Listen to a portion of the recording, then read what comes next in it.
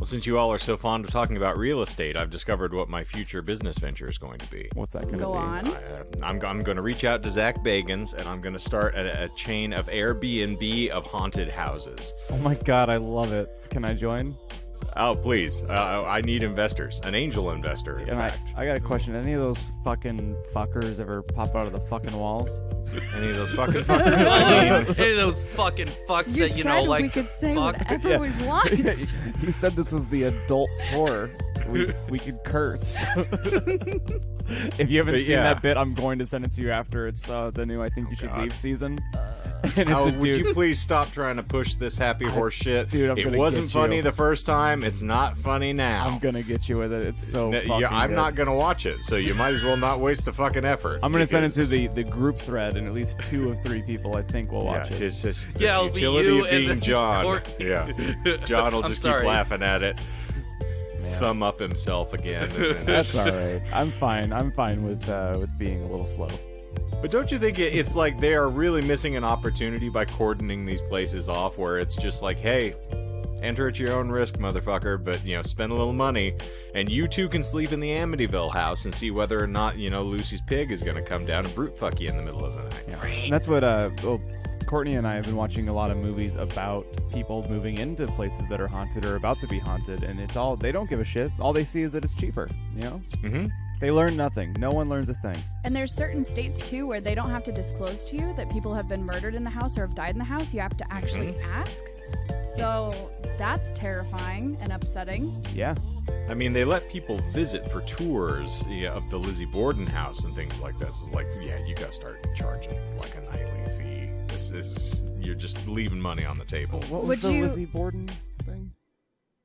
She, you know, murdered her father and What was the movie? another woman with an axe, you know, in the head. Would you call it a behead and breakfast? I would. You can get head That's a good at the one. behead and breakfast. Like a chicken with your cock cut off. It'll be a beautiful thing. But in any event, this is in fact Season 3 of the Disinformed podcast. I'm Shane. I'm John. I'm Michael. I'm Courtney. And this is as good as it gets these days, friends. Michael's brain is blown.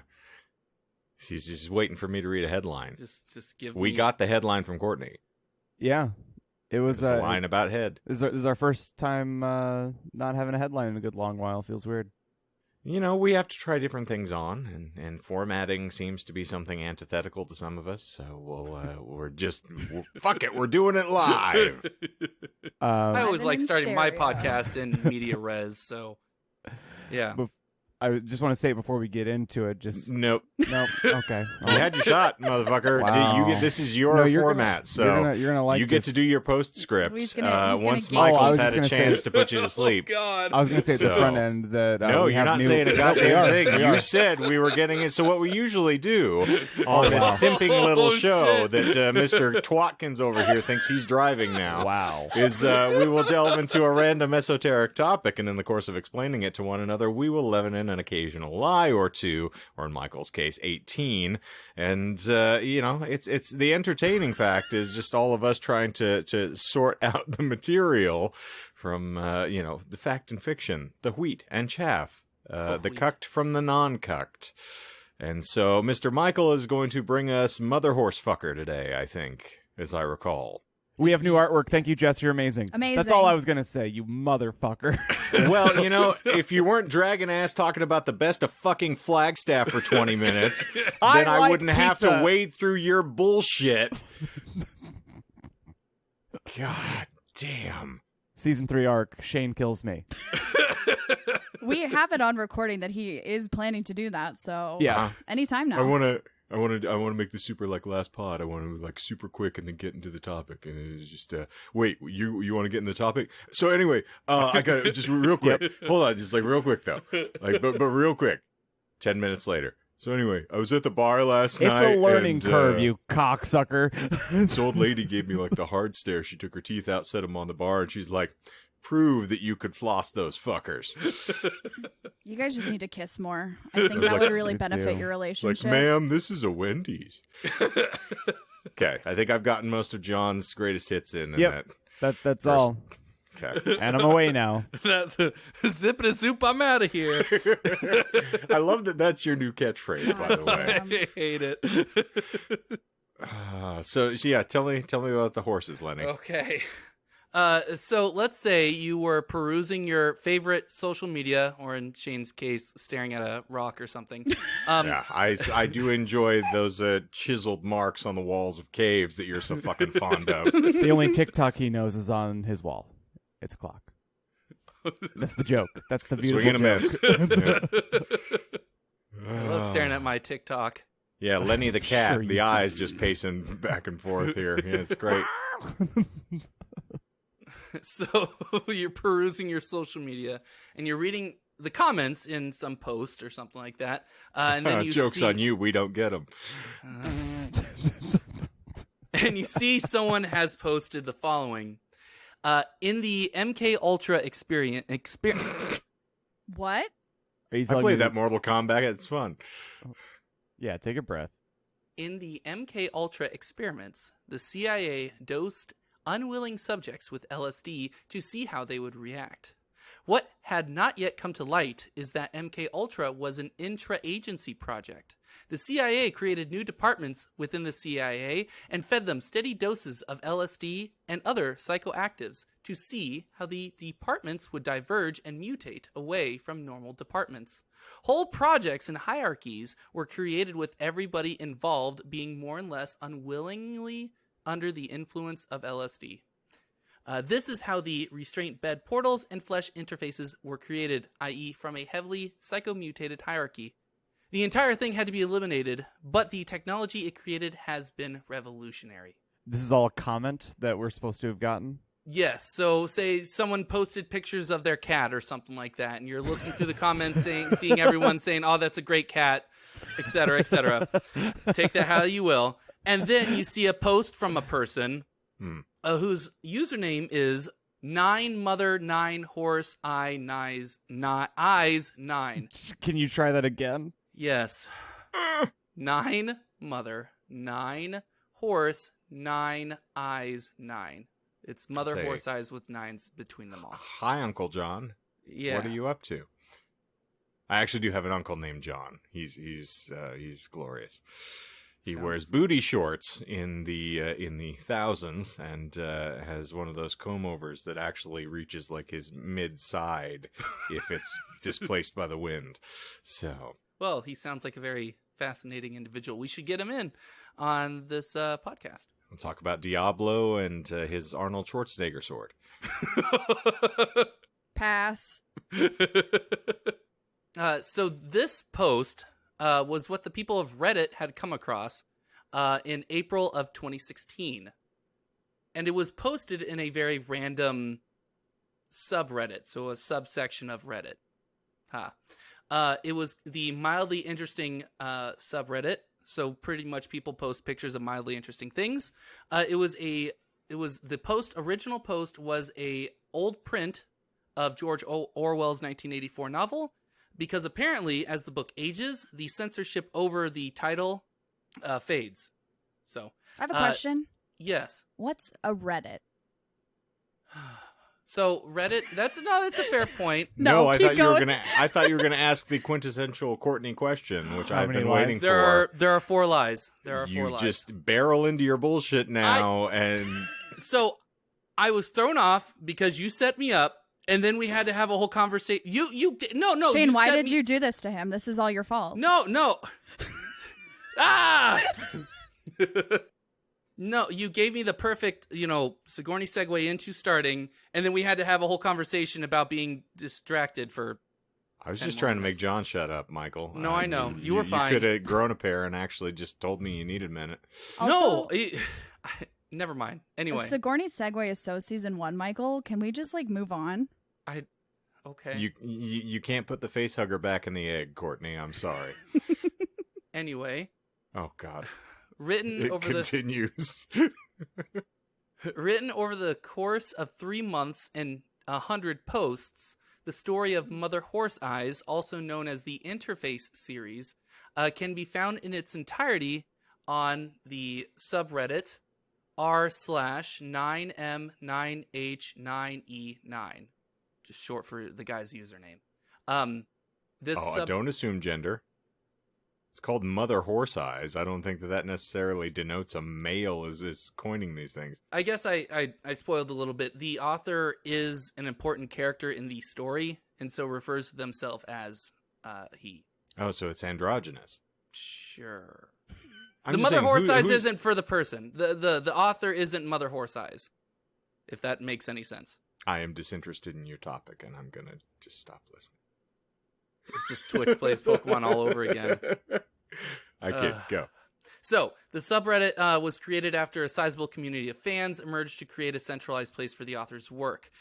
Because what the author would do is they would cherry pick, or they would randomly choose subreddits that had nothing to do with his story, and he would just post the next snippet of the story in it. So people, instead of searching around for the next post, they created a community where people can gather all of his stuff and link to it and all that other stuff and, engage. It quickly became the only place the author would post updates, eschewing the posting on a random subreddit gimmick as soon as the subreddit went up. So instead of posting everywhere else, he now just posts solely on that, now that he actually had a centralized location to post stuff. Is the Reddit being the place where it's posted bullshit? Actually, yes, you're right. He continued posting randomly. Yay! The only chapter, air quotes chapter post that he put on that subreddit, the personalized subreddit, was the final one, which he had titled "So long and thanks for all the chitinous cruciforms." I'm glad Shane would get that reference. One of my favorite. I think that is my favorite book out of the series. Understandably. Yes. So, as much as I would love to say that there is a cohesive singular narrative, there is not. However, instead of reading the story outright, which would take hours, I will summarize as best as I can. According to the Mother Horse Eyes wiki, yes, there is one, there are 29 separate narratives, where most of them consist of one or two posts. Like one that I found interesting was titled The Demon Penis Narrative, wherein it chronicles a man's first sexual encounter with another man who had been exposed to a flesh interface, which I'll get into in a moment, and subsequently the man's genitalia looked mutated like a demon penis. Not letting you get away with Spoiler alert, that. it's just a flashlight. Subsequently? That's not a word? I was going to say, yeah, I'm not letting you get away with that again. Is the demon penis bullshit? No, there was one titled The Demon Penis. Penis. Zetus Lapinus. That's my There- favorite. There is Can one I- titled Demon Penis Narrative, yes. Can I get my penis with extra red onion, please? I like it a little spicy. That makes sense. I like mine with more tzatziki. It's pretty good. Well, I'm more of a tabbouleh kind of person, but okay. That's fair. get whatever you want. Mm-hmm. Whatever's tastier. So instead of covering each narrative individually, because no one wants that, I don't want that, I'd rather I'm give intrigued. I already covered one. Well, that first one sounds like a story about John and Shane, so of course they want to hear that one. The question is, who has the demon penis? Shane. I think that's pretty obvious, Michael. Yeah, John's fell off. Well, that's Allegedly. a fair point. I lost my dongle. I can't find it. Instead of covering each narrative individually, I'd rather give a teaser for the overall plot through the first two main timelines, because there's 5 different points in time that the story takes place. And instead of covering all of them, which would pretty much cover a good majority of the plot to tease, I'd rather explain the first 2 in chronological order. Okay. So there's one set during World War II and the discovery of LSD. There's one set during the Cold War, specifically around the MK Ultra. I spelled that wrong. The MK Ultra project. One set in the near future, around 2040, where we have invented a matrix-like virtual reality that people can jack in through hygiene beds. 2 are set in the modern day, with one following the narrator as he struggles with addiction, and the second following a child who has a mother made from the flesh of multiple animals, including her horse eyes. Can I call bullshit on the hygiene bed story? No, that is part of it. Oh, man. Yeah, I'll just say that there wasn't a lie in that list. Ooh, even fun. Yeah, so you have World War II, you have MK Ultra, you have a future Matrix thing, you have a modern day narrator as he struggles with addiction, and then you follow a child that essentially spent a summer with a person he called Mother Horse-Eyes that was fashioned almost like a Frankenstein's monster out of multiple corpses, but they're animals. Yes. There are also a couple less detailed timelines, like an ancient tribe dealing with an old crone and an evil who kidnaps young girls, and a crazy cat lady house as seen through the crazy cat lady and later as a feral cat who stays a couple days there.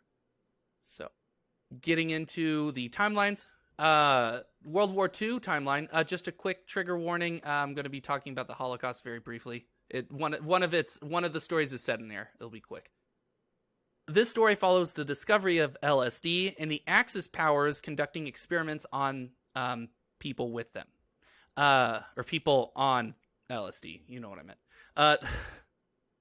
I'm not sure I did, Michael. Where am I today? On LSD, clearly. I wish. No, I don't. Send it to him in the mail. We'll mail it. Oh my goodness! And then I'll be the one that'll get arrested. With all the LSD at my house. Yeah, because you're just gonna hold on to it. Oh yeah, I wouldn't know what to do with it.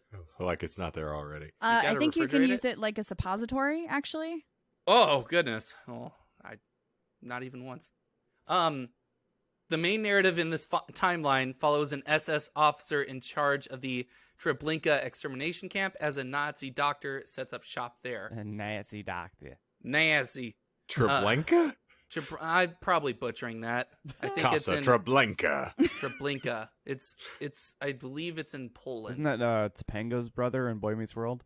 The beginning of a beautiful friendship, sweetheart. The SS officer's only clue that something is amiss is from the strange packages that emerge from the doctor's laboratory, only to be burned in the open cremation pits.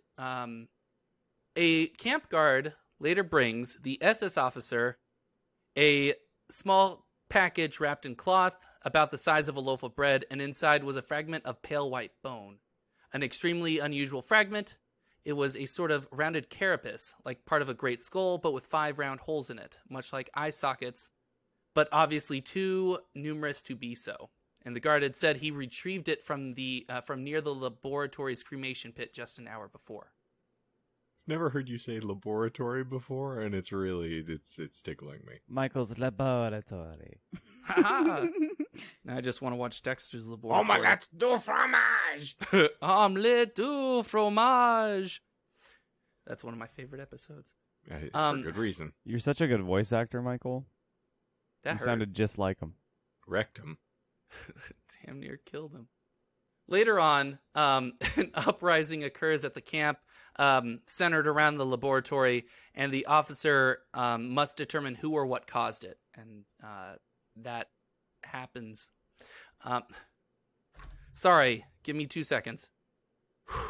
I'm getting so spaced out today. It's been a long week. Have you tried taking your medicine? I have. That was You're really gonna take aggressive, your Michael. medicine, young pup. Sorry, I get asked that occasionally when I really I'm sorry. zone out at work. It's okay. Triggered. It's a Yeah, I neurodivergent. didn't mean to actually throw it into your ribs there. It's okay.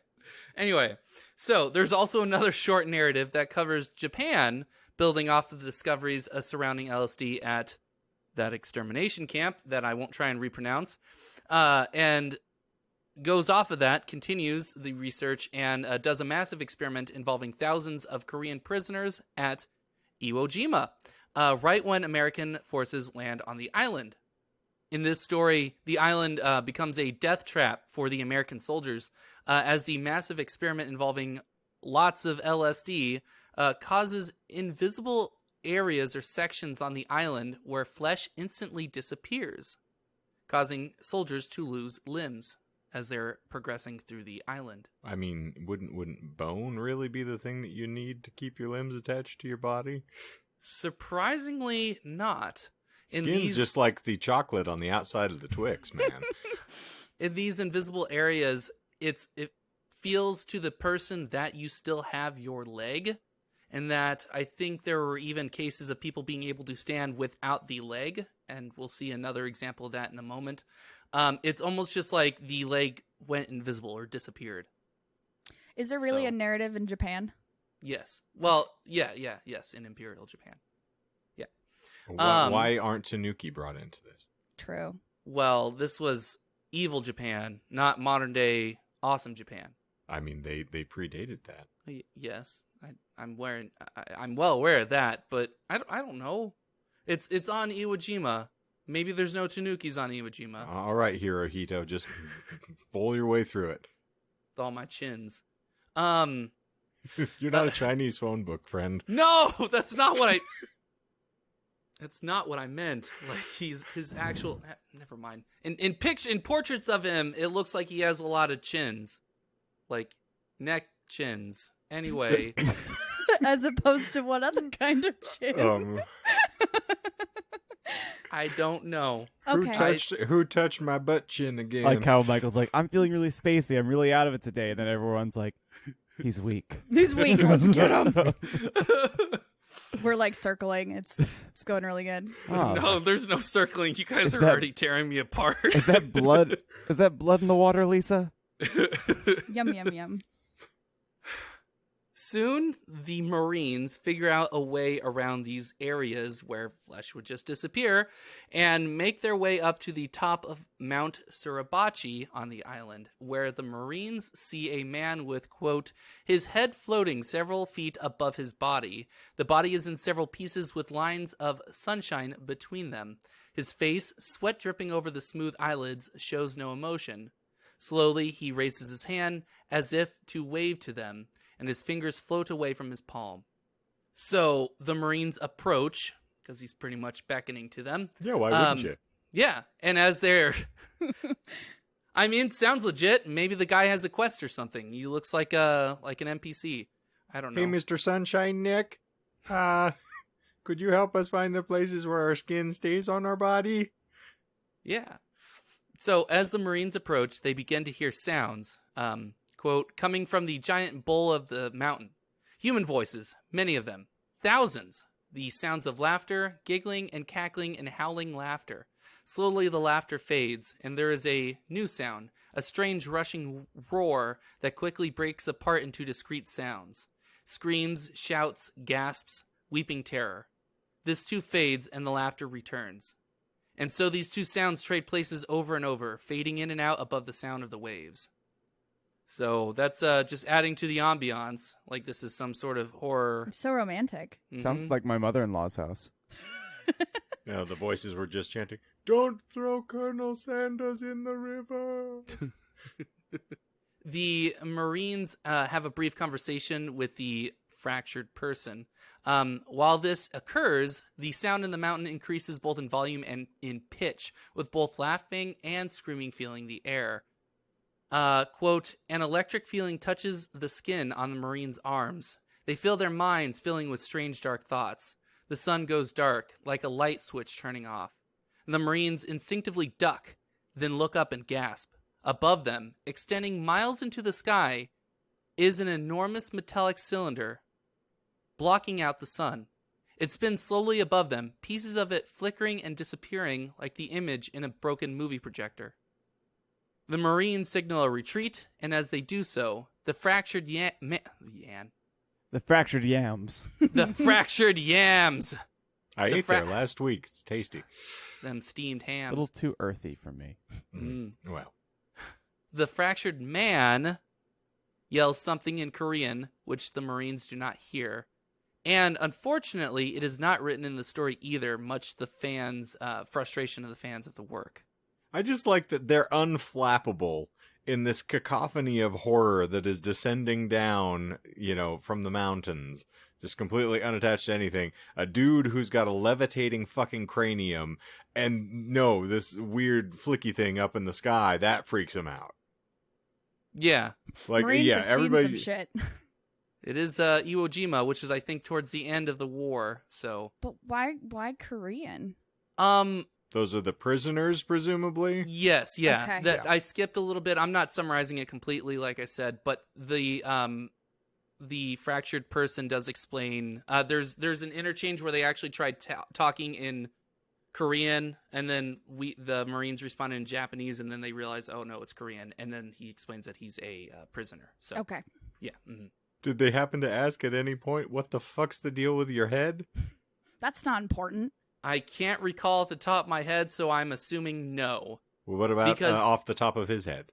No, because that would disappear.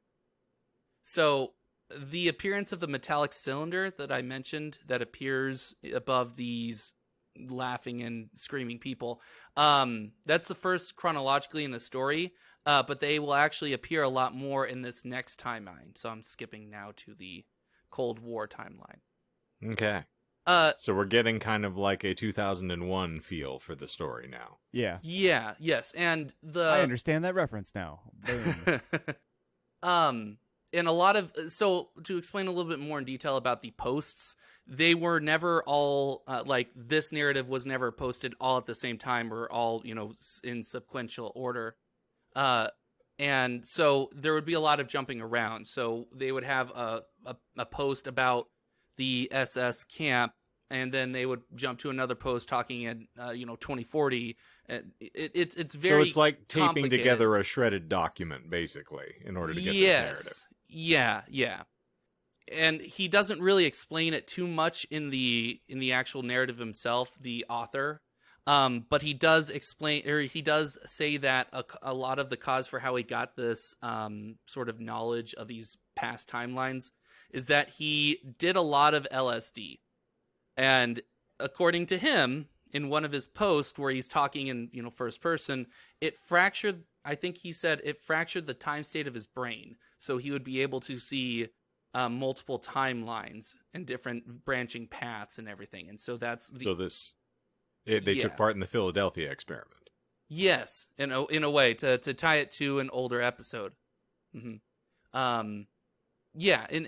So they'll jump all over the place. So I'm trying to make it a little bit more cohesive because I had to read it through at least 2 or 3 times to truly understand what was going on, and I used the wiki when I was writing this episode. It's very, I'll just say it's a very interesting way to write it because it's relying on the medium of which it was written in. But since we're not looking at Reddit posts and everything like that to see the context, it's a little easier if I just string everything together.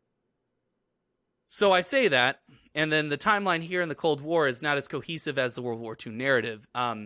It jumps around a bunch, like I just mentioned. But it mostly covers American and Soviet experimentation into the consequences of these of the LSD experimentation. Wait. The USSR? Soviet? Is that not how you pronounce it? Soviet? Soviet, my friend. Soviet. Okay. I'm just emphasizing it. Weird. Wait. Am I the only one that thinks that should have been such an easy thing for you to pronounce? Soviet? Soviet. Soviet. I was just emphasizing it wrong. Man, I don't know why that really, why do you really expect offended me. anything of me? Season 3, it's a fine point, Michael. I'm sorry, I stand corrected. Yeah, all right. So on with your Soviet. The Soylent, like the you're Soylent, a fucking vampire.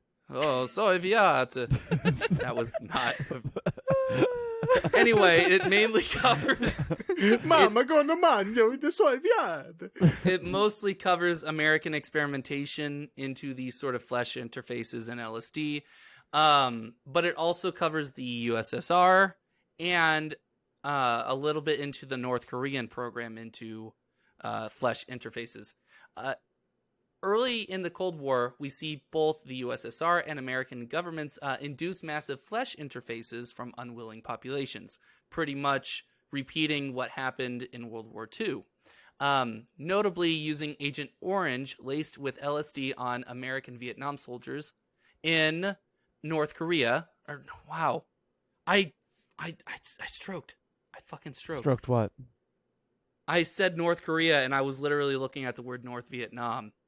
So this timeline, or this part, is set at the very beginning of the Vietnam conflict, the Vietnam War. So is this before or after Dr. Manhattan gets involved to show that Superman does exist and he's American?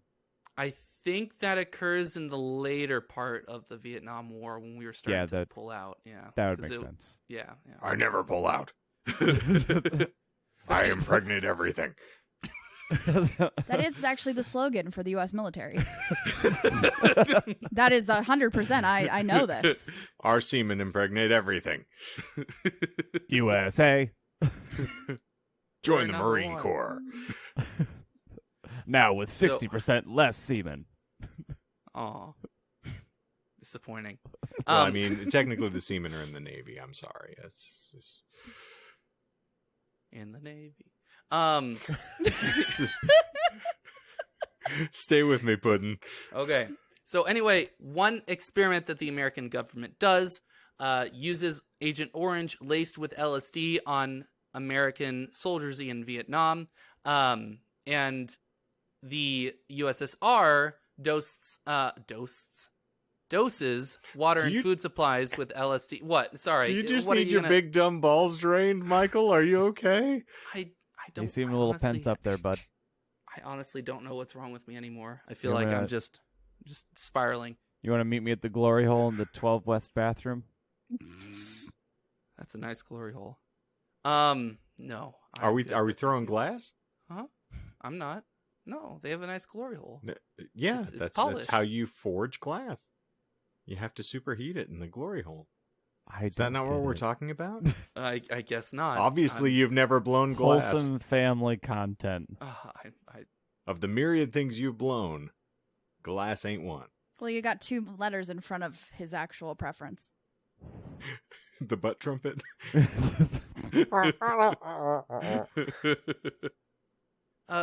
So before I continue, I feel like it's necessary that I explain what a flesh interface is. I would really appreciate it. Okay. I'm going to quote using the author's own words. Obviously, I can't define a flesh interface in terms of purpose or composition or mechanism. No, stop. That's it. We're done. Enough. Okay, fine. But There's faster ways of saying that Shane has one in a closet somewhere. Listen, those things are marvelous. I will not have you slander them in any way. I genuinely, I'm not going to slander them because I feel like I would be an incomplete person if I didn't try it at least once. Yeah, I would heartily recommend that you and that try is the flesh Shane's interface. fuck toy recommendation of the week. Yes, indeed.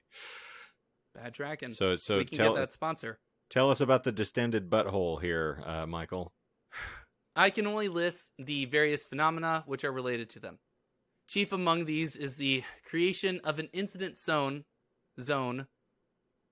where objects are spontaneously segmented, i.e. parts. What is up? I can see why you wanted to present this topic because it doesn't have a point to make. It just beats all around it. It's like trying to scare birds up out of the underbrush. So the whole idea behind this episode is that I want to try something slightly different, because we keep making mention either off air or in After Darks or yada yada yada, about doing book club stuff on occasion, just randomly, and so I was trying to tease this book to garner interest and potentially reading through it and analyzing it, but it appears that is not. Don't make assumptions. We haven't completed this. Yeah. I just. I'm still going to continue. I'm hoping. Oh, I'm But gonna no, finish. This is my one shotgun blast for the week. Just back again of saying. So let me help define what a flesh interface is. I can't tell you what a flesh interface is. But I can tell you of the various accoutrements that are occasionally associated with it, including caterpillars and clouds and small genitals on undersized old men. Shut your silly mouth. Yeah. So, I guess I'll just essentially. So, how I understand a flesh interface is that it's supposed to be It starts off as like a spatial disturbance of some sort. And it's how it's created. It's completely vague. It's not supposed to be like that. It's supposed to be kind of like no one understands what's going on. Okay, so it's a dick. So you flirting then? Yes, it's me flirting with the dick. Cool. In I my have a mouth. really I important get it question, and then carry on. Yes. Obviously, it's a grower given the context. If I sit on it for a while, like if I sit on a flesh interface for a while, could it make me come? No. I don't Well, think you then know I'm not John very interested. well then. But I can say that Shane is kind of right in the fact that we can assume that it is a grower because flesh interfaces go through stages depending on the amount of people that are contributing to the flesh interface. Its end goal is a portal. I know. Oh, yeah. I'll put the flesh in the face. I'll get you to that portal. You just wait. Yeah, so a lot of... Would you say that it finishes in the portal? Yes, actually, it does. And that is the end goal of these flesh interfaces is to get to portals. In fact, that's... Sorry. When they finish in the portals, is it called dumping or gushing? Well, so they're two-way portals. So it depends on where you are. Kinky. It could be coming or it could be going. It all depends. So, why would you do this to us? Did you know that we were going to fixate on that so hard?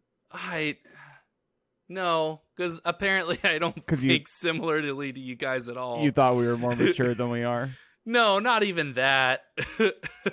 Man. I just apparently I'm thinking about this way differently than I get. So what I'll just say why I like this book.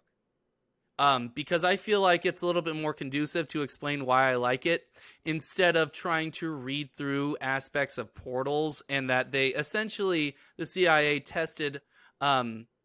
experimented on these portals by sending children through because in the alien landscape that they're sent through, the older a person is, the shorter they'll live. So essentially they'll die either in the portal or when they're removed, they die very shortly after, and they're usually driven insane.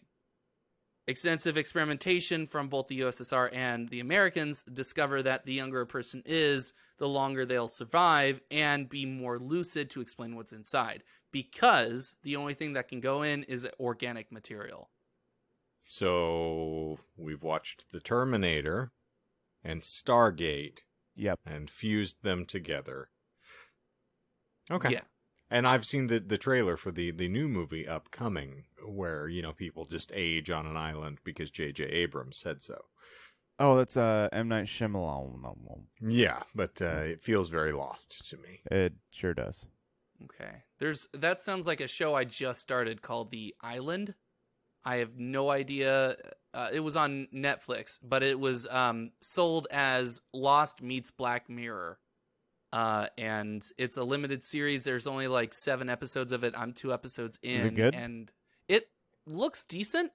There's a lot of the interpersonal bickering that occurred in like the beginning of Lost and stuff that I found a little tacky or unnecessary. Right. But the overall story and what they're teasing up for, it's a slow burn so far. Like it just looks, essentially they wake up on an island like Lost without any sort of memory of who they are. And it's only starting to tease that there's something a lot more deeper that involves a company called Island. So, fuck out of here. Okay, back to your topic. So portals. Oh, the last part of the Cold War thing involves a several part post where a couple of agents infiltrate a North Korean underground or prison facility because they have reports that there is a massive flesh interface or portal there. And so they go and investigate. They essentially find that the North Koreans were experimenting in different ways. Instead of sending people through the portal, they actually, as a teaser, pull something out. And they discover this by entering a huge warehouse that is filled with water. And as they enter, they start hearing the calls of whales, of humpback whales. And they find that there are humpback whales that are being stored in this underwater sort of warehouse. And they travel to the bottom. They find there are bones there. and a grate that goes further down that is locked. They hear growling and they escape. So it's supposed to be a tie-in to other aspects later on in the story that I won't really spoil. That's good, because I don't have enough breadcrumbs to get home. Yeah. That's fair. How big is this storage container that there's fucking whales in it? It's Pretty almost darn. so I will give a real quick description of what was written in the book. Let's see. It was basically like a huge lake contained within a massive darkened steel box. Imagine a flooded warehouse with endless rows of dim ceiling lights shining down on rippling black water. So whale Costco. Yes, but the whales are the God food, damn. I guess. But yes, no, that's a good way of thinking about it. It's like a giant Costco that's all underwater. Come explore our briny depths. Membership card? You want a sample? I'm so glad they brought samples back, even though I haven't been in years. It's a whale of a tale you're telling here, friend. Yeah, so he just needs them to exist on principle. Is what he's saying. I get that on a spiritual level, actually. Like, I don't care if Yeah. that I'm ever going to see that you're doing it, Yep. but I need to know that you're doing it. So that's essentially the last part I wanted to tease. I skipped about 2 pages of material. I summarized. Sorry, I not mean, skipped. why would you do such a thing, Michael? Because Well, I figured I like this story primarily because a lot of the themes that I don't really mention in this episode deal with the idea of addiction and psychoactive substances, and the idea that the narrator is getting these ideas or getting these stories told through different timelines because he has broken his brain. He spends a lot of his own timeline drunk. And he actually even writes that when he actually introduces himself as during the first narrator post, where he says that he's a 30-something person. He spends most of his time drunk. One of his stories actually follows his rehab and how he learns to kind of clean himself up. But then he gets there's a twist where there's another timeline that was thought to be completely separate of the narrators, but it turns out that it was his childhood, and it explains why he had this trauma that he has since repressed. So there's a lot of different interplay, and you see the over abuse of drugs in a lot of different timelines. Like in World War II, it was the idea of extensive experimentation on people, and they don't really have control over what they're dealing with or what they're ingesting. Then you have Cold War stuff where that gets a little bit more into the MK Ultra, but it still deals with drugs or LSD, and the idea that by becoming addicted or becoming overwhelmed with this sort of psychoactive substance, you can tap into another sort of otherness. And that's kind of where the flesh interfaces come from, by having a lot of people that are dosed up on LSD somehow, through their cracked mind states or something to that effect, these almost like portal-esque, undescribable things are created. So a bunch of Rick Sanchez's just off their tiny brains on Kalax, just wreaking havoc in different dimensions? Yes. And it ties together into why there are different timelines, but I don't want to necessarily spoil it. In case we want to read it. Yes, because I or in case a listener wants to read it, yeah. Yes, yeah, that. And this is one of those situations where I feel like I got too excited to talk about the book that I didn't really explain why it was so useful. And that's why I figured it was easier to, instead of summarizing more of that stuff as a air quotes teaser, to more explain why I enjoyed it. I feel like a common thread on these kind of things, because you and Shane present a lot of these topics, is that it's just over the top esoteric, where unless you do have it really cleanly, like, because Shane's saying, I don't have enough breadcrumbs to get back, like, unless you find a way to like cleanly connect it, it's just a smattering of Yeah. So listen, you should come on in here and we can time travel because you can walk through my vagina wall. But it's not a vagina wall. It's a flesh device. No, it's a vagina wall. See, I merged a bunch of human parts together with glue, sorghum, and my diet soda. And now you can walk through this wall, and it's 1922. Yeah. Right. You described the whole plot. I got whales in a birth canal back here, and we're going to feed them to the angry dwarf. Yeah. So that's my. That makes just as much sense as what you've said to this point. Yeah. And I Put a link. appreciate I know you will, but put a link in the show notes. I'll humor it, and I'm curious if it makes more sense if I just read it, or if you did an amazing job at summarizing it, and it's just confusing as fuck. It's one of those. I would say it's one of those. I enjoy a lot of media through YouTube and stuff like that, where it involves a little bit of extra steps instead of just being able to read it through. It's almost like, and don't get upset, Shane. I'm comparing this to Dune, but Dune has a sort of dictionary at the end. I said don't. I'm just saying there's a part that Dune uses, right, because it has its own dictionary at the end of the book, right? It Correct? has an We've talked appendix. about this? It does have an appendix. Okay, okay. So it's like that. In that, you can't just read it through and expect to completely understand things. You there need has a to be glossary? of sorts, yes. You need to be able to sit and do a little bit extra work than just being able to read it and understand it. I mean, technically, though, you can still interface with the story and glean because of the characters themselves. It's not a disjointed slur of words that says that it can't define its own things, and then whale walls and, floating disembodied heads and screaming hills alive with the sound of music. Yes. But I get your point. I just imagine Michael has like a lot of red string and push pins in his house, and that's how he likes to enjoy media. Oh, the Charlie Day meme. Yeah, exactly. Yeah. There are times where I feel like that, yeah.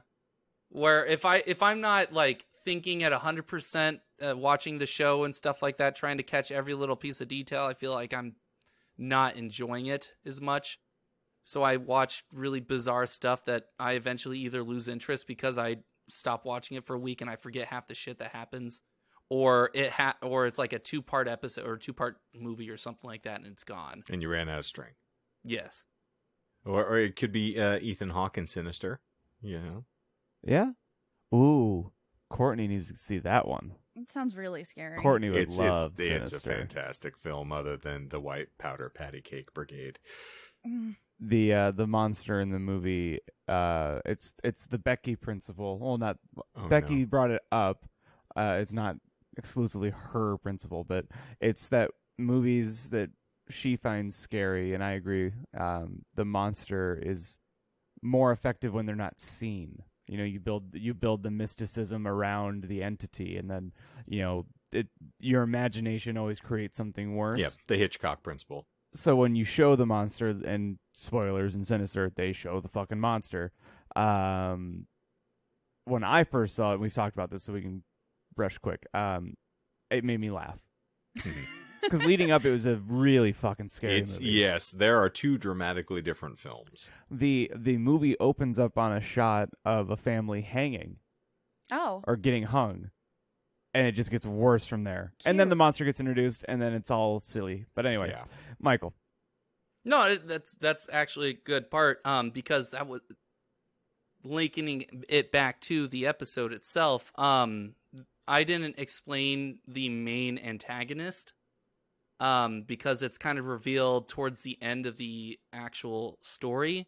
But the idea is most of the experimentation, and I was going to lead into this with the North Korean little aspect that I was covering, where instead of sending children through portals, they actually pulled something out, like I said.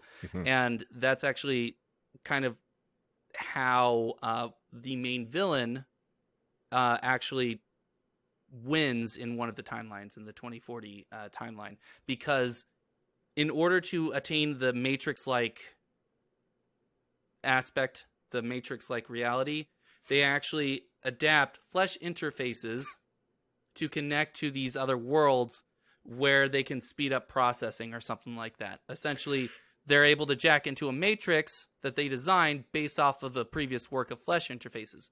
But the act of these... I'm going to try and soldier on as best as I can.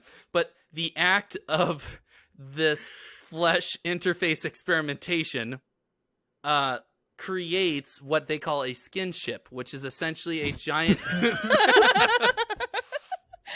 and she has left the building. Essentially, a skin ship. You turned him on too much with skinship. He couldn't handle it. I guarantee he's taking off his fucking clothes right now. It's fine. Oh, I just can't say he keeps doing the fucking alien's hand gesture as he's explaining this story.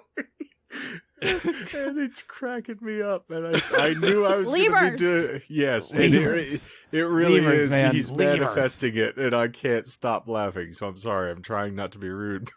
The whole Flesh time, interfaces.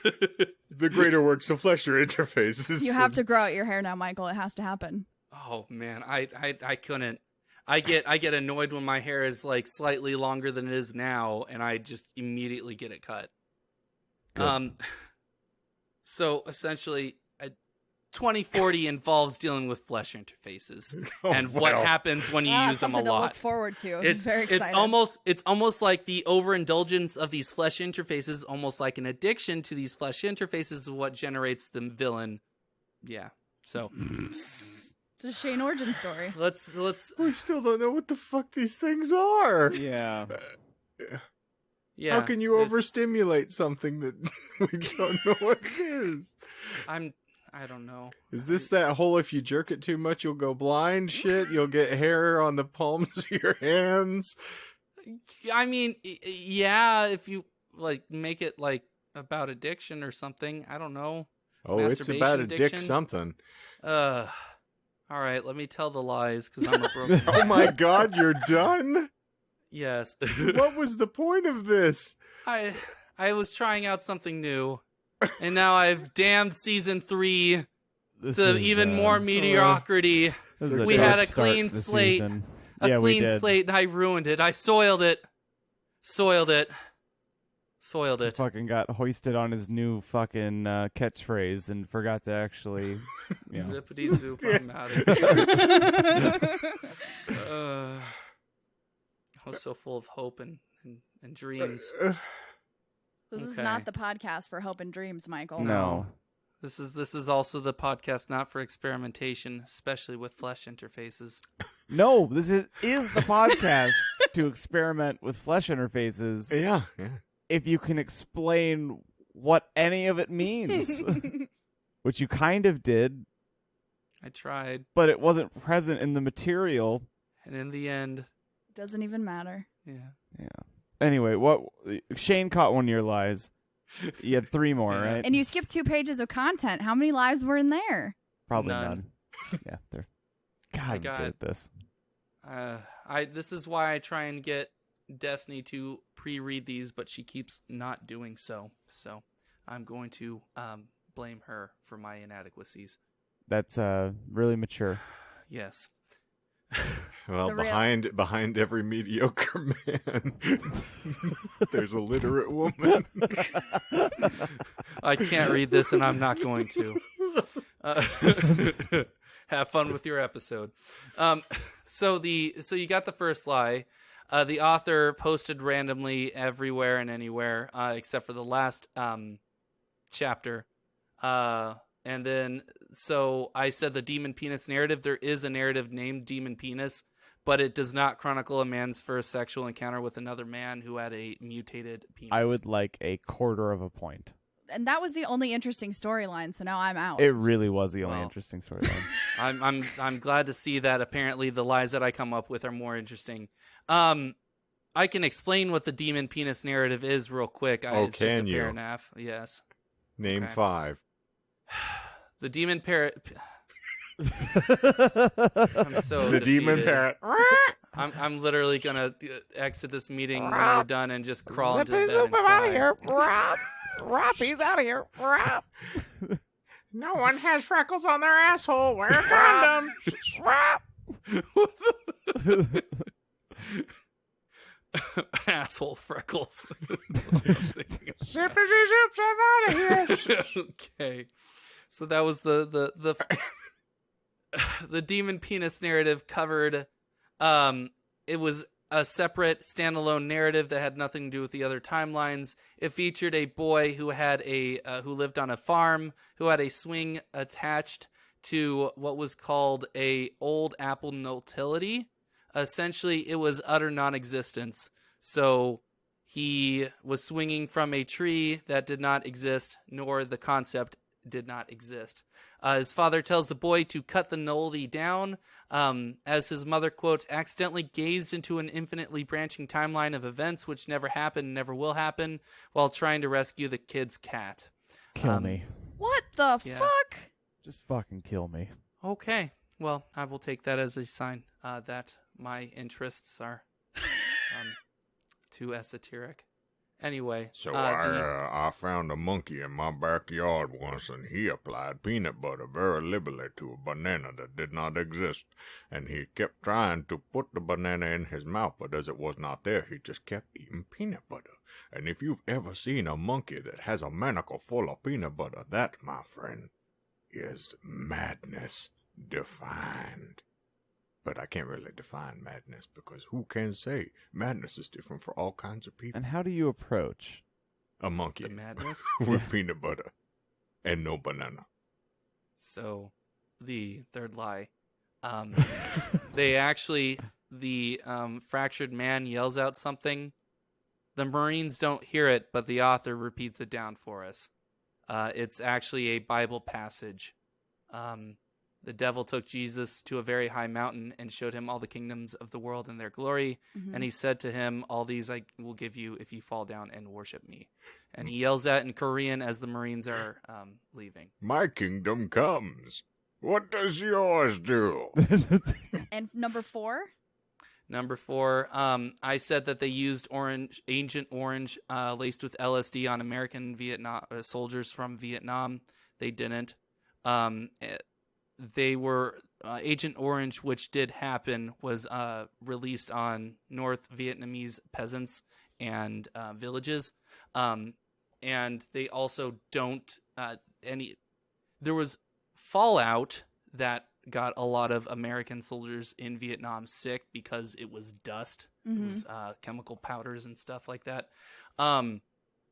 But this actual experimentation in the story is an offshoot of the Strategic Hamlet program, which is an actual program that the United States did orchestrate in South Vietnam.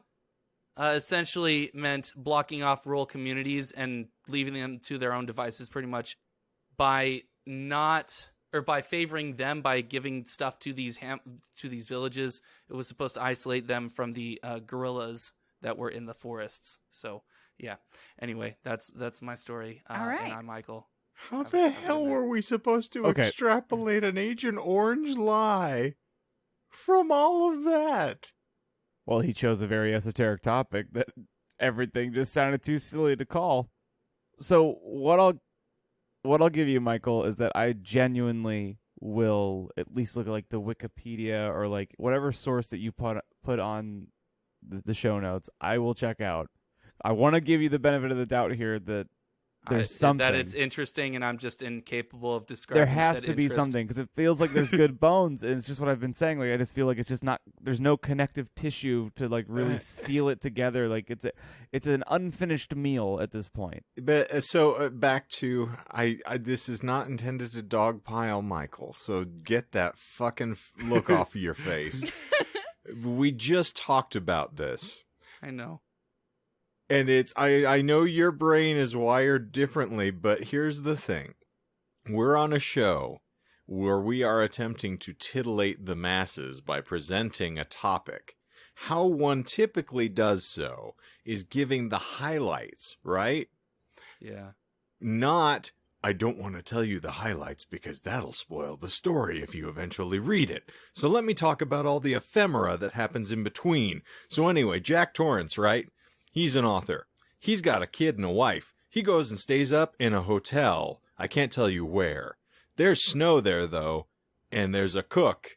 And ice cream is given to Danny at one point, and then there's an elevator, and then the Bobcat breaks down, and there's no radio.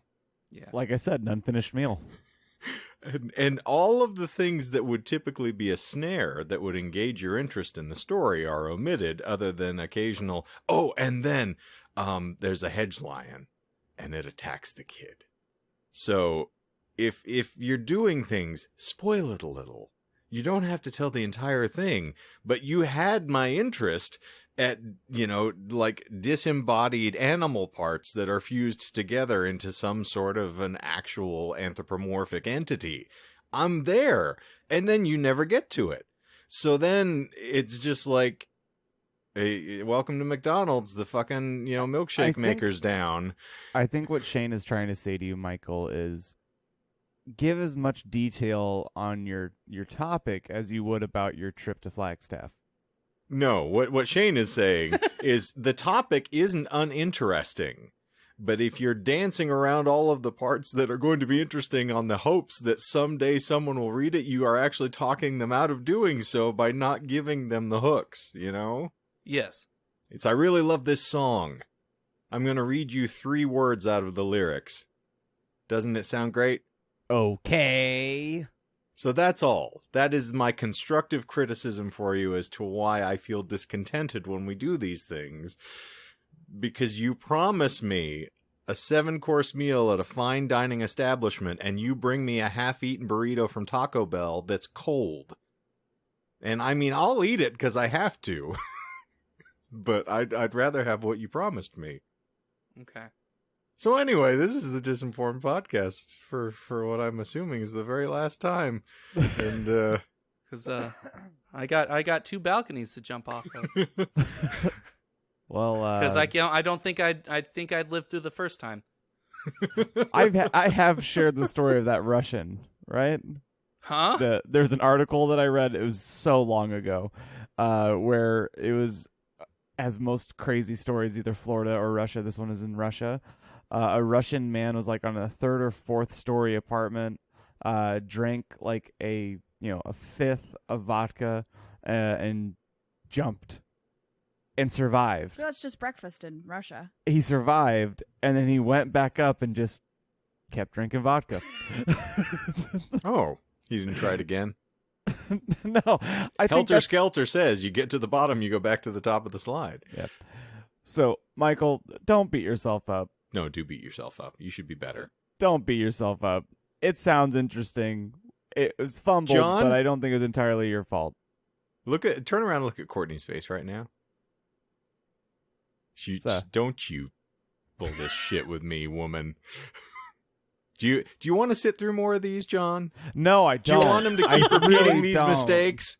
Then don't fucking encourage him when he's shit the bed. Yeah. But I also think that his heart was in the right place. His Poor heart's little always guy. in the right place. I love him. He's a brilliant man. He knows better. I can't imagine my heart not being in the right place for this. I'm not going to be like, well, let me just slap together some bullshit and just post it. Like, Well, you're not John, so. Right. I realized when I was saying that that could have been that was not a slight to you, John. It was. Oh not. no, it's fine. No, you're just stupid, John. That's what Michael was trying to say. No, Well, Michael, you'll be really. He handpicks things that he is very invested and cares a lot about, and he takes a long time writing them, so he has quality. What he's saying is that I'm one of the trees in the Ent mood, just trying to say hello. But you were saying earlier in your episode, Mr. John. yes, that you were presenting it mainly because of a book clubby kind of thing. And before we jumped on and started talking, Courtney and I were catching up on the fact that we are both staying true to our original book club concept with Shane's most recent find, Stephen King book that he loves. And Courtney, you said that I'm in chapter 2. Chapter 2. Yeah. I am 40%. I don't know what chapter I'm in. Chapter 5, maybe. Michael, have you started reading Revival by Stephen King, our book club right now? No, I was trying to finish another book, but Okay. I keep getting distracted, so I'll probably just start on it this week. Right on. because I know that incidentally, like, we just talked about Dune so much that Jessica ended up reading it, and then a few others. So if there is anybody that listens to the show and wants to participate as well, just reach out, comment, let us know. Even if you want to jump on to the episode when we announce that it's time, because we were talking about having it next month. Absolutely. If you finish the book before next month, reach out to us. We'd love to have you on so that you can participate in the little chat. The more the merrier, as we say. Yeah, but Shane, so far you are correct. It's a really fun book, and I will not do spoilers on it, but it is a slow burn. And if you're into music and if you are a musician, it's even easier to get into. So what's so in funny, a weird roundabout way. And again, no spoilies. Right, no spoilers. And one of the reasons why I was pitching it is that there are so many gradients to the story that where I just from you contextualizing that, I know exactly where you're at. Which is what makes it even more startling, is because, again, there will be a turn, and then there will be another turn, and then there will be another turn. So by the time you finish through the full metamorphosis, it probably, feels to me the way Mother Horse Eyes feels to Michael. Right. I think it's funny that you say it's a slow burn, because it immediately hits like religious stuff and growing up religious. So I was immediately like, oh, this feeds right into my cycle.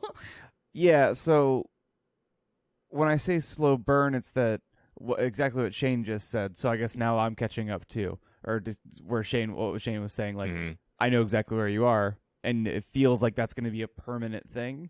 And then there are some turns that happen, and the focus is shifted. So, but it is that whole the beginning was really, really interesting. It has we were fascinated by the Harlan Sanders cycle, in that one person's experiences were so far afield from what we expected of just, oh yeah, he is a guy that made chicken.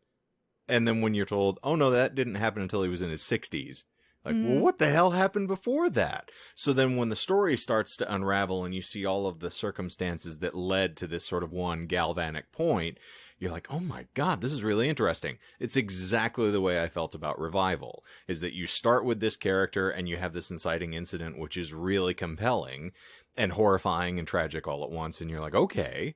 And then the story continues and you follow this narrator, and then other things happen and it becomes more interesting and there's more seasoning to the pot. And so I'm not attempting to spoil anything. I'm just telling you it gets better. And as much as you can invest, they really keep you going because they have all of this investment in the character and the circumstances and what's happened. And you get this cool redemptive thing that you get with, like, Dr. Sleep, of watching somebody sort of like go through a slew of changes and find something that really defines them. And then there's more. So it's kind of this really glorious carrot that keeps being dangled in front of your face. We're like, where's this going? Like, there's a lot of stuff happening. Where is this going? And when you finally figure out where it's going, it is a cement wall. And so I'm really excited to see how you all react to it. Awesome. Well, yeah. Thank you for recommending it. Yeah, I'm excited. And Michael, bless you. Achoo. Thank you. I thought for a second you were going to apologize, and I was like, I don't. And again, we're being hyperbolic, and we're trying to be funny, and over the top and everything. Yeah, I'm intrigued. I really am, truly. Like, I would want you to explain, if you're really intent on not spoiling this, like, I need you to explain some of this stuff to me in a way that, kind of, fills in those gaps that I want to have filled. So maybe we'll just keep that off air. Sure. Or we can do one of those, like, if you don't want to have this spoiled, skip ahead 10 minutes and then the episode's over. But, right. I mean, I could do that. Yeah, you know what? Let me do that. Let me try and atone for my mistake. I'm not looking at any script. I'm just here we fucking looking go. Straight at your cameras. So essentially, the whole idea is that it starts off with these almost a researcher, investigator that digs into past, because it's supposed to be set in modern times, it's supposed to be like a delve into almost these like secret, like, oh, let me tell you a little bit about MK Ultra and stuff like that. And you're supposed to be getting this sort of connection that, well, yeah, we already know MK Ultra dealt with LSD experimentation, but we don't know how far in depth they went with this LSD experimentation. And you don't get case studies. Yes, you don't get case studies, at least in the beginning, because you're more talking about general things like, well, the CIA did this. They dosed half of their departments to see what would occur. And then there's also a little bit of jumping back into the original discovery of LSD, specifically centered around World War II, where we have, because it was invented in by a Swiss chemist of some sort, I think, in 1938. So it's really close to Germany. So then when World War II breaks out, because of spies, spy network, etc., they're they learn about this Nazi doctor, learns about LSD. And so in a typical, I think the real life doctor is like Mengele or something like that. I think, yeah. It was kind of like that sort of vibe where the person is experimenting on unwilling prisoners on the use of LSD. And in the story, it's following from the site director, the camp director, pretty much like saying, oh, okay, well, this doctor wants to set up and he wants some test subjects. All right, that's fine. And then eventually the guards that are there, that are from other parts of the greater Germany at the time, starts complaining about like, hey, they're burning random stuff. There's like this weird skull that has 5 eyes in it and stuff like that. And eventually there is a sort of like uprising where a lot of prisoners and even some guards try to essentially burn down the laboratory. And they succeed. And one prisoner that was working with the doctor is the one that incited the incident. And they said because there is something evil that the doctor is summoning. And at that time, the SS commander, site director, whatever, is getting visions of this gigantic woman that's pretty much standing over the world. At one point, they mention a lot about her belly filled with moving creatures, almost like she was about to upend them and release them into the world. And that was referred to as Mother when they're talking to each other, if I recall correctly. And so that whole idea is that the SS commander learns that they were experimenting with forces way beyond their control. And in his timeline, he actually puts a stop to it and dedicates the rest of his life to ending any sort of experimentation in LSD. But in a slightly different narrative or timeline, that doesn't necessarily occur. And there's a lot of research that's done on LSD in this camp, and that goes to Japan. And then we have that story that I mentioned with Japan. And so each narrative almost feels like an entirely separate timeline of, well, what if this didn't happen or what if this happened? And you start seeing as you're reading through and seeing how it jumps from, say, the CIA experimenter in modern day to World War II SS person, you start seeing connections of like, well, the idea is supposed to be like psychic or almost like how the human brain works. Okay. And that by breaking it through extensive experimentation with drugs, namely LSD, you start being able to see these fracturing timelines. These like, well, what if X happened instead of like alternate timelines of sorts. Okay. And then you start seeing that a lot more with the narrator who starts introducing himself and talking a lot more, saying that he pretty much spends most of his time blackout drunk. And there's even a couple of times, I think if I recall correctly, and later when he actually types up something like in some sort of stage of inebriation. And he goes on his own journey of addiction because that's a major theme in this story, is all about being addicted in some way, shape, or form. Whether it's scientists being addicted to the idea of furthering research, like the Nazi doctor was just interested in doing the research on people because they wanted to know more. And then the CIA and the USSR were in competition with each other. And so there was that addictive drive to a space race of sorts. Okay. Right. It's kind of a feeling of inevitability is what I think you're driving at. Yes. Yeah. And and this gets tied in, or it gets explained earlier, where it follows the narrative of a small boy who lives in a house and over the course of the summer has a new mom, their words, that is made from the corpses of various animals, and one of her distinguishing features is that she has horse eyes. And so it follows this kid, which we have no idea who it is, and I'm going to spoil something here. So spoilers, I guess, if you haven't already tuned out, if you really want to know more, tune out now.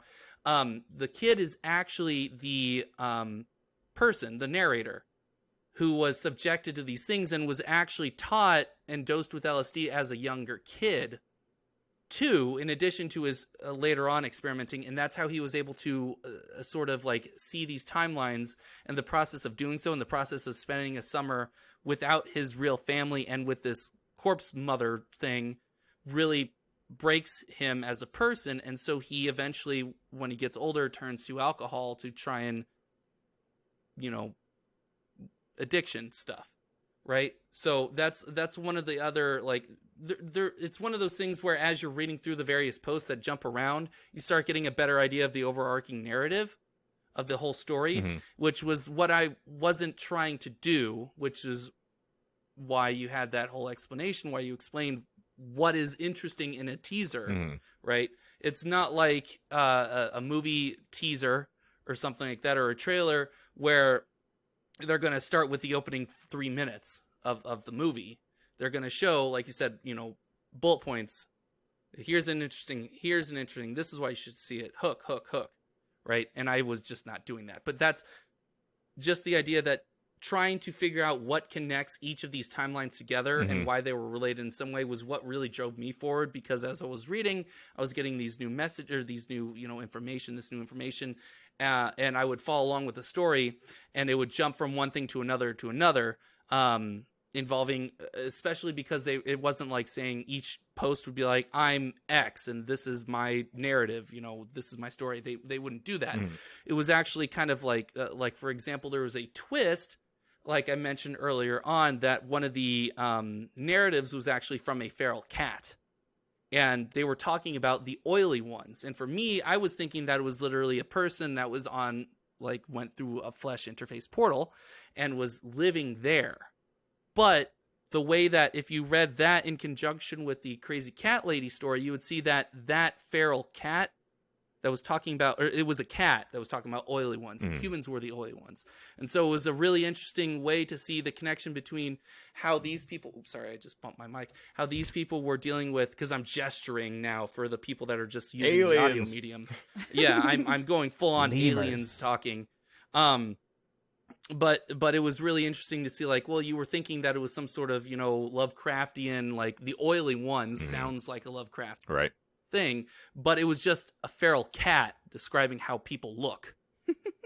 And then that was kind of like one of the spoilers or a plot twist. And then on the crazy cat lady side, they never explicitly mentioned that they were cats that she was living with.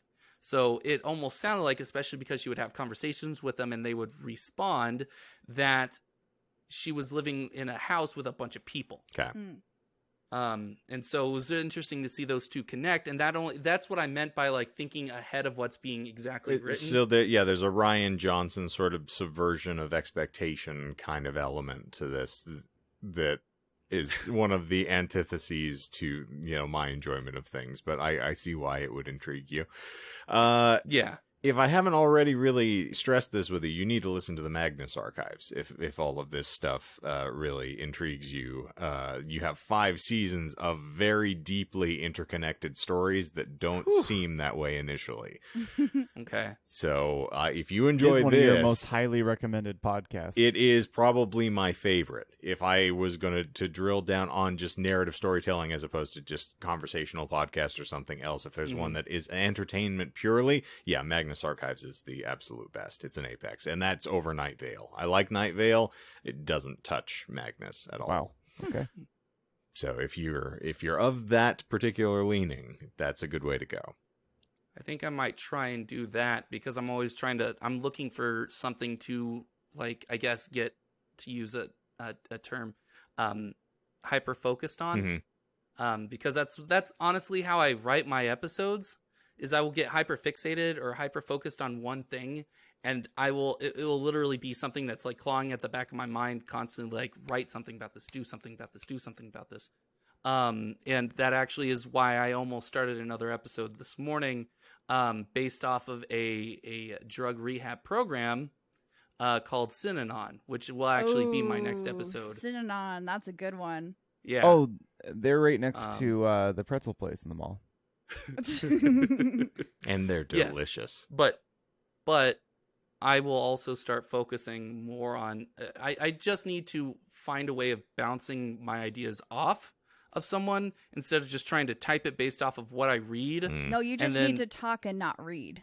Because when you were trying to read it, it was a hot mess. But when you just described everything and like your perception and like how you understood the story, that part was super interesting. I really enjoyed that.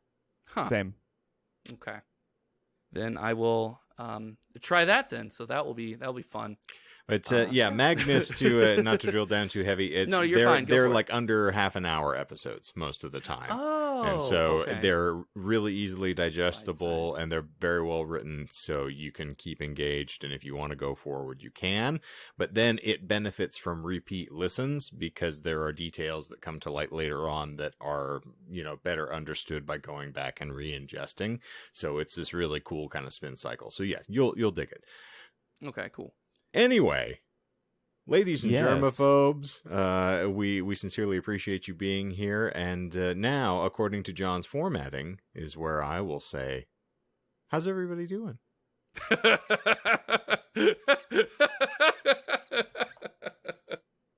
I think we've covered how we're doing, Shane.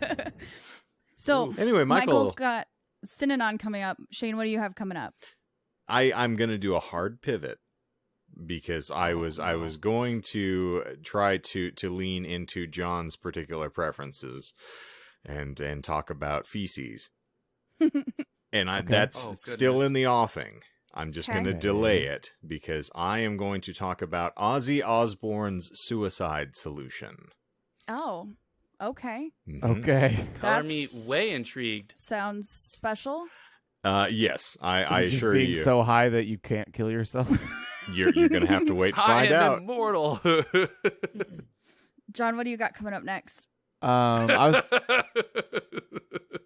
Oh, I'm sorry. Was there a cunt laughing when I was supposed to be Yeah, responding? I think there was actually. We can just cut Sorry. him out. I'm so sorry. No, that was actually I pretty just funny. got done with an episode. He's like, okay, so that's his one for the next fucking 3 fucking years. year. I mean, he's So- not wrong. According to the stats, I love that. I love that people aren't allowed to change. Yeah. That's what I love. This I is love the that- growth arc for John. If you could just not get in the way of that, Michael. That's Yeah, fair. I love don't it. wanna, I love wanna it. It's like, stunt his all right, well, growth. that fucking piece of dog shit learned how to put I 3 did- fucking sentences together on a piece Whoa, of paper. whoa! You had Uh, more than 3 sentences, okay? First- Yeah, and I had Firstly, like 8 tabs, but this cum it's- slut over here is telling me that it wasn't enough. It's not that you're incapable. It is that heretofore you've been unwilling when you determined True. how much effort had to go into making these things if you want to improve. So you'll forgive us being a little, skeptical. There's no us. It was Michael. I'm joining in on the laughter because I was cackling in my head. My smile was deafening. I am. I'm finding a good launching off point for the Illuminati. That's what I'm still Ooh. interested in. Okay. I just haven't found a good way to organize it yet because it's not very organized without actually doing the hard research of reading really dense books. So I'm trying to find a good YouTube content creator. Like maybe there's a series, or maybe I can find some other things to start making Yeah. a connective tissue between certain things that interest me about them as a whole. So, What Michael and should also, I have mean, done. if we do a good job, maybe they'll take notice and I can sell my soul. Heyo. Well, we've already done that for both satanic, groups. They don't and, want us. Actually, they do. I paid. I'm in. They didn't want you. You paid. The Yeah, I had to buy the my way in, participation but- trophy of religions. Yeah. Hey, I got a card in my wallet that says I'm a card-carrying member, so that's all I care about. I paid you $30, so you'd be my friend. I paid you a lot more than that, John. Ooh. Pretty woman. Actually, that's fair considering the amount of times I've drank at your establishments and stuff like Exactly. that. Yeah. Pretty woman, I know you're not for free. Pretty woman. If it makes you feel like our relationship is more real, that money really doesn't go into my pocket. How about you, Courtney? I am going to learn y'all about K-pop in the K-pop industry. Yes. Ooh, And then I'm also working on one about a story from my hometown. So we're doing the Winchester Murder House. Right. And then also I just started learning a lot about axolotls. And so I kind of want to do an episode about axolotls because they're so cute. Why They're are you and adorable. Melissa the same person? I'm not joking. Less than a week ago, she was showing me a program where she cuts pictures of animals in half and then shows them to the children. And one of them was an axolotl, which actually has a weird sort of feature in the Dune universe for those who are paying attention. The Tleilaxu use axolotl tanks in order to grow clones.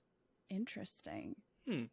Because they're amphibians and stuff. They're and they salamander-esque creatures. Yeah. So, yeah, I'm extrapolating. fascinating. But so, yeah. Well, all right. Your brains are in the same place, it seems. Sweet. That's awesome. But, well, that's a lot of excitement on the horizon. And Oh, yeah. the horizon's where I'm going to turn my focus. We are going to move forward. And Ba-ba-da-ba. I'm not going to stop browbeating. Thank you for going through the further explanation, Michael. I appreciate it. I felt a lot better about that. Good. That Yeah. actually gave me a good idea of how to approach my life. That's how you approach the sunrise. I mean this series, not my life. If it Hey, carries Mike. over, whatever. If I somehow better myself as a person, Ugh.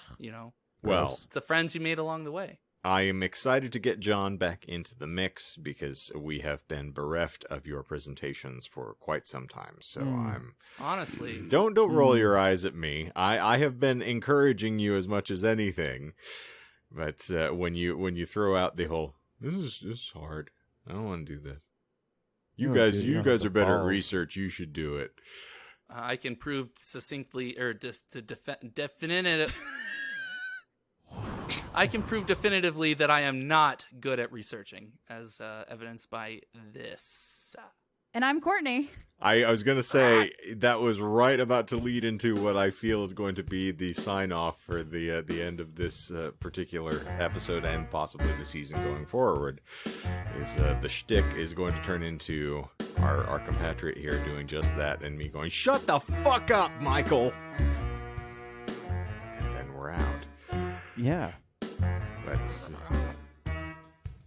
Zippity. Zippity doo. zoo. Zippity doop, no, I'm out of here. Well, thank you all for being here. As per usual, if you have appreciated what you heard here, please go to your preferred provider app and give us a rate and review if you dig what we do. We would absolutely love to hear from you. Of course, we have social networks that just number in the thousands now. You can find us over on TikTok. At Disinformed Podcast. We're, of course, on Instagram at Disinformed Podcast. We are on Facebook.com/Disinformed Podcast. And, of course, on the Twitters at Disinformed Pod. And so check us out anywhere that you would like. And, of course, we have got occasional content winging your way on the tubes of you, usually on Wednesday mornings, 10 a.m. Mountain Time. And we are still in the midst of the joyful run of Farewell, My Immortal, which has been quite entertaining. And then there is another disgusting bit of nonsense on the horizon, apparently. So thank you, Michael. I look forward to meeting Empress Teresa in all of her glory. But I believe those are the plugs, and of course, there's merchandise in the offing somewhere, I'm sure. Eventually, there will be t-shirts winging your way. We'll find something. Yeah.